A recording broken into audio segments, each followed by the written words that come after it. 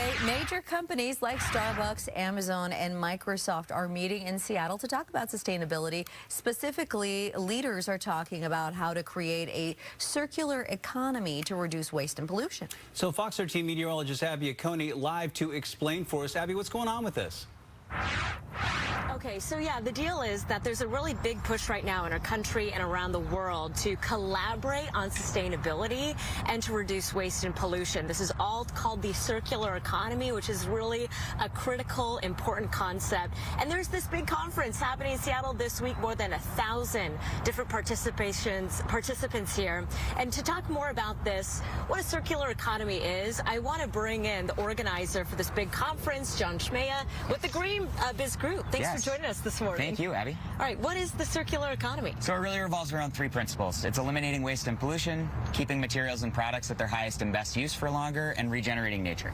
Okay, Pretty simple. And why is it so critical to move towards this? Yeah, so as we think about resources, whether it's energy, materials, waste, right now we're overshooting a lot of our sort of planetary boundaries, right? We're using more than Earth can provide. So we need to really cut back on our usage of materials and how much stuff we're taking out of the ground, frankly. And why do these organizations and companies need to work together on this to have more of an impact? Yeah, the global waste and pollution problem is really a systems issue, right? So no one company is big enough, even somebody like Amazon, they're not big enough to tackle this all on their own. They really need to work together because they share supply chains, they share downstream customers, they share all these parts of the economy that they need to work together in order to really make this happen.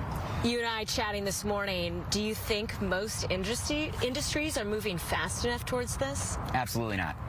I said this on the keynote stage yesterday at our conference. It's really about going bigger, going faster, and right now, really no one's doing that. I think all the companies realize that too. They recognize that they have to go faster and bigger on this. Which industries need to make the most progress when it comes to reducing and reusing? That's a really great question. I think everybody does, but we have a lot of focus on plastics and packaging, technology because of all the increase in technology and the waste there, and also textiles and fashion. They've got a lot of work to do as piles of old textiles pile up around the world. That's huge. We're seeing images about that, stories from around the world. That's so important.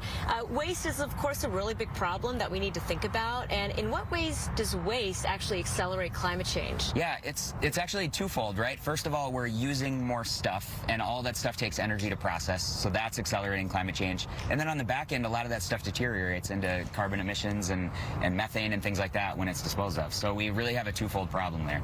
You were talking about Seattle and how our city cares about this. Can you speak to that more? We have worked so closely with the city as we've been planning this event. We brought them in as a partner early on, and they've got a lot of work going on themselves. There's Reuse Seattle. There's all of these reuse efforts going on to eliminate waste and reduce waste in the city. So they've been an amazing partner throughout this process. Jon Smieja with GreenBiz Group. So glad to have you with us this morning. Thanks, Abby. During the 7 o'clock hour, we're actually talking to the city of Seattle about what it's doing to move towards contributing to the circular economy. In the meantime, reporting in Seattle, Abby Acone, Fox 13 News. All right, Abby.